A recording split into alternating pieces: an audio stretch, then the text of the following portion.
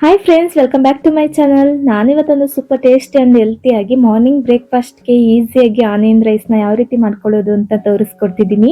ಈ ರೀತಿ rice recipe morning ಬ್ರೇಕ್ಫಾಸ್ಟ್ಗೆ ಹಾಗೆ ಲಂಚ್ ಬಾಕ್ಸ್ಗೆ ಹಾಗೆ ಬ್ಯಾಚುಲರ್ಸ್ಗಳಿಗಂತೂ ಈಸಿಯಾಗಿ ಮಾಡ್ಕೊಳ್ಳುವಂಥ ಬೆಸ್ಟ್ ರೆಸಿಪಿ ಅಂತಲೇ ಹೇಳ್ಬೋದು.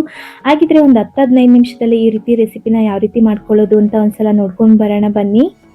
ಮೊದಲಿಗೆ ನಾನಿಲ್ಲಿ ಒಂದು ಬಾಣಲಿನ ಬಿಸಿ ಮಾಡ್ಕೊಳ್ಳೋದಕ್ಕೆ ಇಟ್ಕೊಂಡಿದ್ದೀನಿ. ಬಾಣಲಿ ಬಿಸಿ ಆದ ನಂತರ ನಾನಿಲ್ಲಿ ಒಂದು 3-4 ಟೇಬಲ್ ಸ್ಪೂನ್ ಆಗುವಷ್ಟು ಎಣ್ಣೆನ ಹಾಕ್ಕೊತಾ ಇದ್ದೀನಿ. ಎಣ್ಣೆ ಬಿಸಿ ಆದಮೇಲೆ ಮೀಡಿಯಂ ಫ್ಲೇಮ್ನಲ್ಲೇ ಇಟ್ಕೊಂಡು ಒಂದು ಅರ್ಧ ಟೇಬಲ್ ಸ್ಪೂನ್ ಸಾಸಿವೆನ ಹಾಕ್ಕೊತಾ ಇದ್ದೀನಿ. ಸಾಸಿವೆ ಚೆನ್ನಾಗಿ ಸಿಡಿದ ನಂತರ ನಾನಿಲ್ಲಿ ಇದಕ್ಕೆ ಒಂದು ಅರ್ಧ ಟೇಬಲ್ ಸ್ಪೂನ್ ಆಗುವಷ್ಟು ಜೀರಿಗೆನ ಹಾಕ್ಕೊತಾ ಇದ್ದೀನಿ. ಜೀರಿಗೆ ಸ್ವಲ್ಪ ಫ್ರೈ ಆದಮೇಲೆ 1 ಟೇಬಲ್ ಸ್ಪೂನ್ ಆಗುವಷ್ಟು ಉದ್ದಿನಬೇಳೆ ಹಾಗೆ 1 ಟೇಬಲ್ ಸ್ಪೂನ್ ಆಗುವಷ್ಟು ಕಡಲೆಬೇಳೆನ ಹಾಕ್ಕೊಬೇಕು.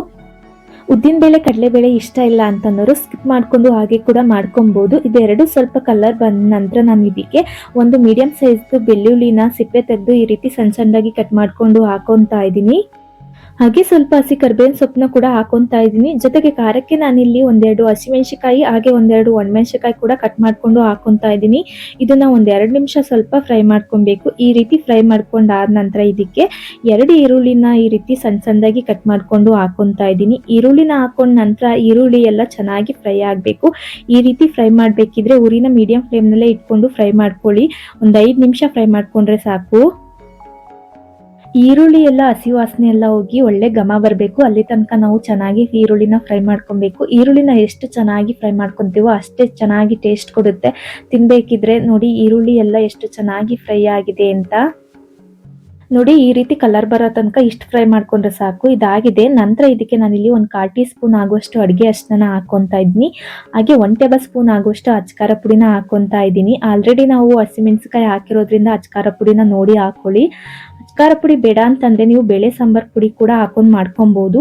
ಹಾಗೆ ನಾನಿಲ್ಲಿ ರುಚಿಗೆ ಒಂದು ಅರ್ಧ ಟೇಬಲ್ ಸ್ಪೂನ್ ಉಪ್ಪನ್ನು ಕೂಡ ಹಾಕೊಂಡು ನಂತರ ಇದಕ್ಕೆ ಸ್ವಲ್ಪ ಹುಣಸೆ ಹಣ್ಣಿನ ರಸನ ಸೇರಿಸ್ಕೊತಾ ಇದ್ದೀನಿ. ಒಂದು ಸಣ್ಣ ನೆಲ್ಲಿಕಾಯಿ ಗಾತ್ರದ ಹುಣಸೆ ಹಣ್ಣನ್ನ ನೆನೆಸಿ ರಸನ ತೆಗೆದು ಹಾಕೊಬೇಕು. ನಂತರ ಒಂದು 2-3 ನಿಮಿಷ ಚೆನ್ನಾಗಿ ಎಲ್ಲಾನು ಫ್ರೈ ಮಾಡ್ಕೊಬೇಕಾಗುತ್ತೆ. ಹುಣಸೆ ಹಣ್ಣಿನ ಹಸಿ ವಾಸನೆ ಎಲ್ಲ ಹೋಗಿ ಎಣ್ಣೆ ಬಿಡೋ ತನಕ ಫ್ರೈ ಮಾಡ್ಕೊಬೇಕು. ಒಂದು 2-3 ನಿಮಿಷ ಫ್ರೈ ಮಾಡ್ಕೊಂಡ್ರೆ ಸಾಕು. ಹುಣಸೆ ಹಣ್ಣಿನ ರಸ ಬೇಡ ಅಂತಂದ್ರೆ ಸ್ಕಿಪ್ ಮಾಡ್ಕೊಂಡು ಹಾಗೆ ಕೂಡ ಮಾಡ್ಕೊಬಹುದು. ಆದ್ರೆ ಹುಣಸೆ ಹಣ್ಣಿನ ರಸನ ಹಾಕೋದ್ರಿಂದ ಟೇಸ್ಟ್ ಅಂತೂ ತುಂಬಾನೇ ಡಿಫ್ರೆಂಟ್ ಆಗಿದೆ. ನೋಡಿ ಇಷ್ಟು ಮಾಡ್ಕೊಂಡ್ರೆ ಸಾಕು ಯಾವ ರೀತಿ ಎಣ್ಣೆ ಬಿಟ್ಕೊಂತಾ ಇದೆ ಅಂತ. ಈ ರೀತಿ ಎಣ್ಣೆ ಬಿಡೋ ತನಕ ಫ್ರೈ ಮಾಡ್ಕೊಂಡು ಆದ ನಂತರ ಕೊನೆಯಲ್ಲಿ ಇದಕ್ಕೆ ಸ್ವಲ್ಪ ಬೆಲ್ಲನ ಸೇರಿಸ್ಕೊತಾ ಇದ್ದೀನಿ. ನಂತರ ಎಲ್ಲಾನು ಚೆನ್ನಾಗಿ ಮಿಕ್ಸ್ ಮಾಡ್ಕೊಬೇಕು. ಬೆಲ್ಲ ಇಷ್ಟಪಡಲ್ಲ ಅಂತ ಅನ್ನೋರು ಬೇಕಿದ್ರೆ ಸ್ಕಿಪ್ ಮಾಡ್ಕೊಂಡು ಹಾಗೆ ಕೂಡ ಮಾಡ್ಕೊಬಹುದು. ಬೆಲ್ಲನ ಹಾಕೋದ್ರಿಂದ ಈರುಳ್ಳಿ ರೈಸ್ ಸ್ವಲ್ಪ ಡಿಫ್ರೆಂಟ್ ಆಗಿನೇ ಟೇಸ್ಟ್ ಕೊಡುತ್ತೆ. ಇದನ್ನೆಲ್ಲ ಮಿಕ್ಸ್ ಮಾಡ್ಕೊಂಡು ಆದ ನಂತರ ಇದಕ್ಕೆ ಮಾಡಿ ಇಟ್ಕೊಂಡಿರೋ ವೈಟ್ ರೈಸ್ನ ಹಾಕೊಬೇಕು. ನಾನಿಲ್ಲಿ ಒಂದು 2-3 ಜನಕ್ಕೆ ಆಗುವಷ್ಟು ಆನಿಯನ್ ರೈಸ್ನ ಮಾಡಿ ತೋರಿಸ್ಕೊಡ್ತಾ ಇದ್ದೀನಿ. ನೀವು ಬೇಕಿದ್ರೆ ಇದೇ ಕ್ವಾಂಟಿಟಿಲಿ ಎಷ್ಟು ಜನಕ್ಕೆ ಬೇಕಿದ್ರು ಮಾಡ್ಕೊಬಹುದು. ನಂತರ ಇದಕ್ಕೆ ಸ್ವಲ್ಪ ಕೊತ್ತಂಬರಿ ಸೊಪ್ಪನ್ನ ಈ ರೀತಿ ಸಣ್ಣ ಸಣ್ಣದಾಗಿ ಕಟ್ ಮಾಡ್ಕೊಂಡು ಹಾಕೊಂಡು ನಂತರ ಎಲ್ಲಾನು ಚೆನ್ನಾಗಿ ಒಂದ್ಸಲ ಮಿಕ್ಸ್ ಮಾಡ್ಕೊಬೇಕು. ಉಪ್ಪೆಲ್ಲ ಸರಿ ಇದೆಯಾ ಅಂತ ನೋಡ್ಕೊಂಡು ಬೇಕಿದ್ರೆ ಸೇರಿಸ್ಕೊಂಡು ಮತ್ತೊಂದ್ಸಲ ಮಿಕ್ಸ್ ಮಾಡ್ಕೊಳ್ಳಿ.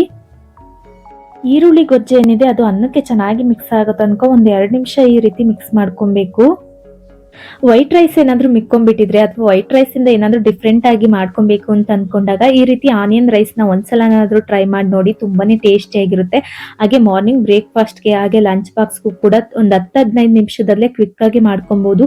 ಅದರಲ್ಲೂ ಬ್ಯಾಚುಲರ್ಸ್ ಗಳಿಗೆ ಒಂದೊಳ್ಳೆ ಈಸಿ ರೆಸಿಪಿ ಅಂತಾನೆ ಹೇಳ್ಬೋದು. ಈ ರೀತಿ ಚೆನ್ನಾಗಿ ಒಂದ್ಸಲ ಮಿಕ್ಸ್ ಮಾಡ್ಕೊಂಡ್ರೆ ಸೂಪರ್ ಟೇಸ್ಟ್ ಅಂಡ್ ಹೆಲ್ತಿ ಆದಂತ ಆನಿಯನ್ ರೈಸ್ ರೆಡಿ ಆಗುತ್ತೆ ತಿನ್ನೋದಕ್ಕೆ. ಹಾಗಿದ್ರೆ ಇವತ್ತಿನ ಈ ರೆಸಿಪಿ ವಿಡಿಯೋ ನಿಮ್ಮೆಲ್ರಿಗೂ ಇಷ್ಟ ಆಗಿದೆ ಅಂತ ಅನ್ಕೊಂಡಿದ್ದೀನಿ. ಇಷ್ಟ ಆಗಿದ್ರೆ ಹಾಗೆ ಒಂದು ಲೈಕ್ ಕೊಟ್ಟು ನಿಮ್ಮ ಅನಿಸಿಕೆ ಅಭಿಪ್ರಾಯಗಳನ್ನ ಕಮೆಂಟ್ ಮೂಲಕ ತಿಳಿಸೋದನ್ನ ಮರಿಬೇಡಿ. ಹಾಗೆ ಇನ್ನ ಯಾರೆಲ್ಲ ನಮ್ಮ ಚಾನಲ್ನ ಸಬ್ಸ್ಕ್ರೈಬ್ ಮಾಡ್ಕೊಂಡಿಲ್ಲ ಪ್ಲೀಸ್ ಸಬ್ಸ್ಕ್ರೈಬ್ ಮಾಡ್ಕೊಳ್ಳಿ ಅಂತ ಹೇಳ್ತಾ ಹಾಗೆ ಮತ್ತೆ ಸಿಗೋಣ ಇನ್ನೊಂದು ಡಿಫ್ರೆಂಟ್ ರೆಸಿಪಿ ಜೊತೆ ಅಂತ ಹೇಳ್ತಾ ಥ್ಯಾಂಕ್ಸ್ ಫಾರ್ ದ ವಾಚಿಂಗ್.